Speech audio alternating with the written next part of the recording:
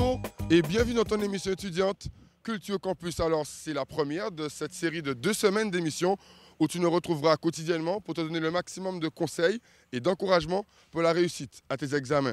Aujourd'hui, dans le cadre de cette première, les étudiants guyanais sont mis à l'honneur puisqu'on les retrouvera dans quelques instants pour discuter du thème du jour, à savoir la gestion du temps avant et durant les épreuves. Je t'en dis pas plus, regarde maintenant un micro-trottoir qu'on a réalisé sur ce sujet.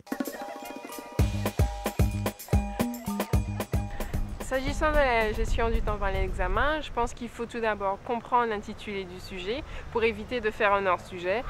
Il y avait des trucs que je ne maîtrisais pas bien, donc ça m'a permis de, comme je me suis pris longtemps à l'avance, ça m'a permis de bien planifier ça, quoi. Bon, après ça, à la fin, je me tapais que des 7 de moyenne pendant toute l'année. Et à la fin, le jour du bac, j'ai réussi à avoir un 11 quand même, donc ça m'a servi.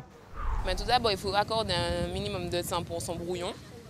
Il faut répartir son temps au niveau des exercices, voir l'importance de chaque exercice et au niveau du barème, voir lequel qu'il faut privilégier avant de commencer.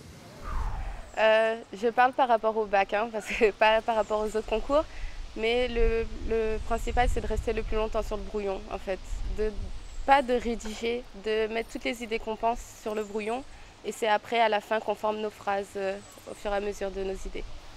Ceux qui ont les capacités et qui ne se sentent pas prêts, c'est tout le monde qui ressent ça. Donc c'est un stress avant examen, mais de toutes les manières, une fois arrivé devant la copie, tout ce qu'on a appris durant l'année revient, il n'y a pas de souci.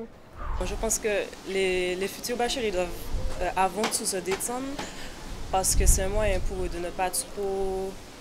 Enfin, il ne faut pas trop se surmener, il faut se libérer l'esprit pour pouvoir mieux réussir, je pense. Donc, concernant la gestion du temps, je pense qu'il est important avant tout de bien s'organiser, c'est-à-dire prendre des mesures nécessaires pour pouvoir bien gérer son temps en outre et donc pouvoir notamment faire des fiches et bien pouvoir réviser 3 semaines voire 1 mois à l'avance pour pouvoir être efficace lors de l'examen. Je pense que tout bon étudiant doit pouvoir le faire de cette manière. Et de plus, c'est ça, les fiches sont super importantes, pouvoir justement bien être organisé, mais aussi pouvoir relaxer aussi, ne pas être trop dedans à 400%. Nous voilà donc avec la Guyane à l'honneur, les étudiants guyanais. Donc vous êtes à l'université, vous avez passé quoi comme bac avant d'être ici? Donc moi c'est David Franville, je viens de Cayenne. J'ai passé mon bac S, spécialité biologie. Donc j'ai voulu faire une licence en sciences physiques, donc c'est là que je suis. En ce moment-là, je suis en 3e année, je termine et en fait je vais voir si je continue ou pas. Bonjour, je m'appelle Monimon Fou Jean-Marc, je suis de Kourou et j'ai préparé un bac pro de comptabilité au lycée Melchior-Igaré. Donc voilà, je suis venu faire ma licence en éco-gestion pour pouvoir après la suite pouvoir créer mes entreprises. Et toi, tu viens de Cayenne, c'est ça? Oui, voilà, j'ai eu un bac STT et je suis maintenant actuellement dans le cursus LMD, 3e année de droit.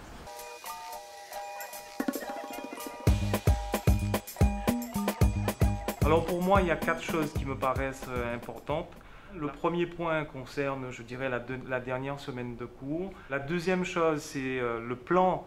Sur quel plan, comment on va faire pendant ces 15 jours.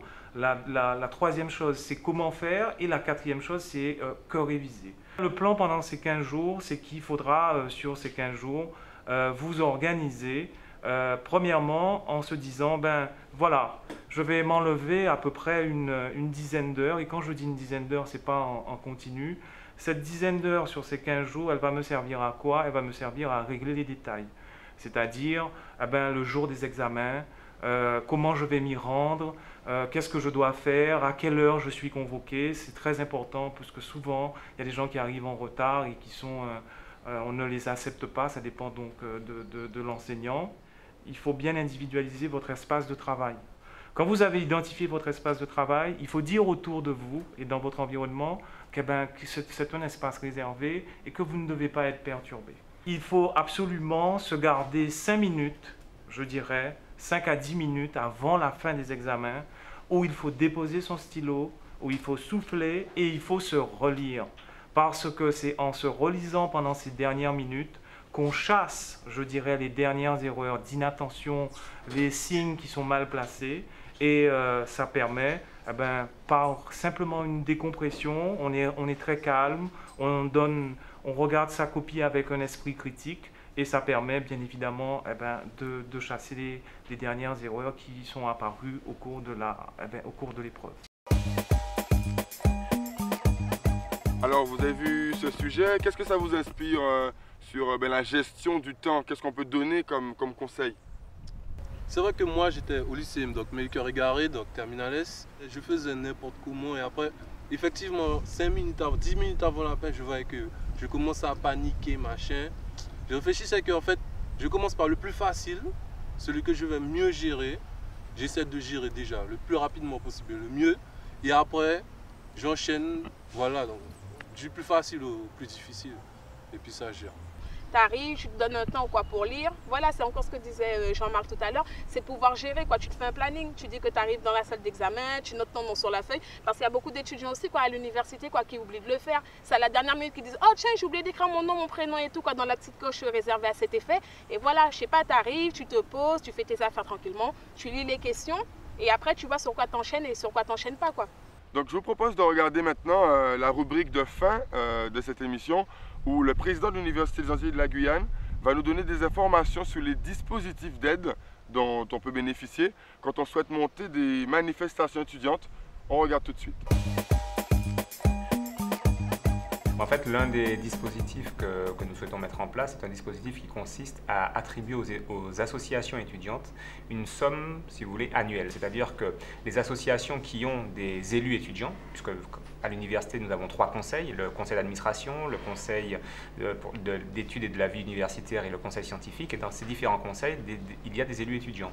Et donc, dans ces différents conseils, les étudiants qui sont élus à ces conseils percevront une somme annuelle de 350 €. Or, ceci aura pour but, de leur permettre, je dirais, de s'acheter par exemple des cartes de téléphone pour discuter entre eux et échanger, mais ça leur permettra aussi d'acheter du petit matériel, si vous voulez, pour leur permettre de s'installer. Un certain nombre d'autres dispositifs seront pensés avec les étudiants. Et là, j'insiste bien, il ne s'agit pas d'imposer aux étudiants de nouveaux dispositifs qui seront, je dirais, coupés de leur réalité, mais d'associer les étudiants à la réflexion et de voir avec eux dans quelle mesure il est possible de les aider dans leur fonctionnement quotidien.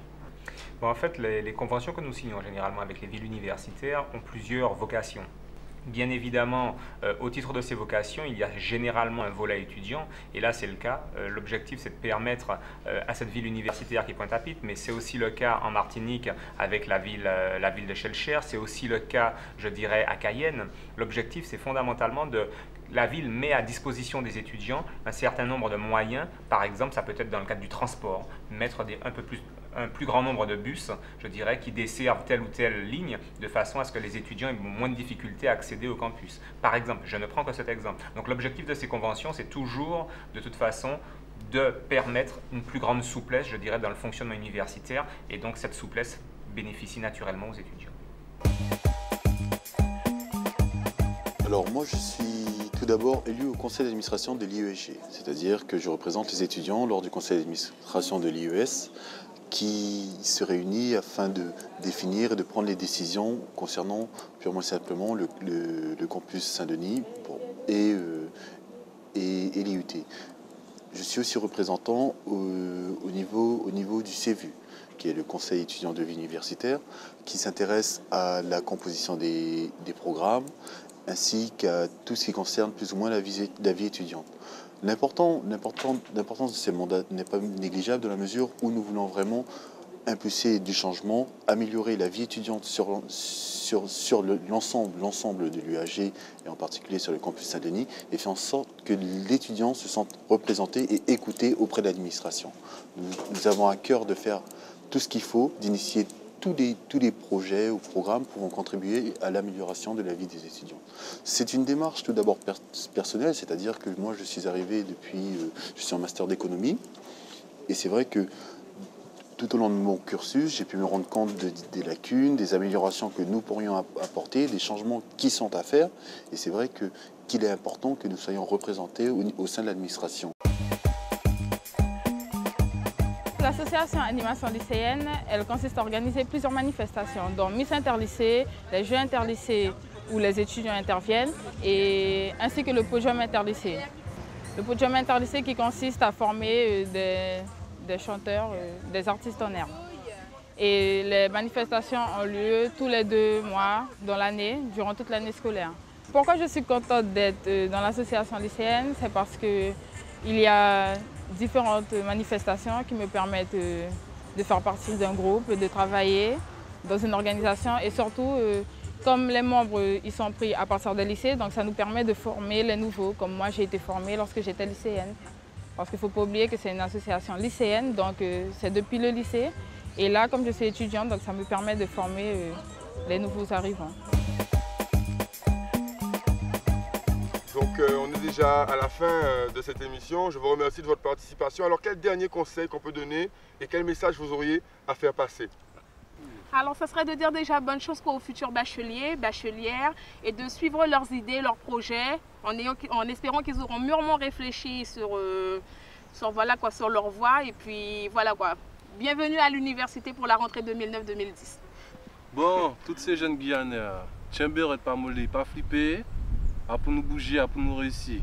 Ok? Yes, I. Dasani les que fa ba ta ka ba sabi, asan na ulitanga naki fi kondo anga sani fi shen ke fa fi shifa de fi shifa tang, sabi? Wan shko ana wan ko taki wan san di tanga. Atanga ima habi no ma di pishi bibi yoko abi fu wakagi, sabi? Dana ulitanga da kondo ke shifa tang. Voilà, c'est fi okon. Ben, encore merci et l'émission continue. On se retrouve dès demain. Merci encore. Yes, yes.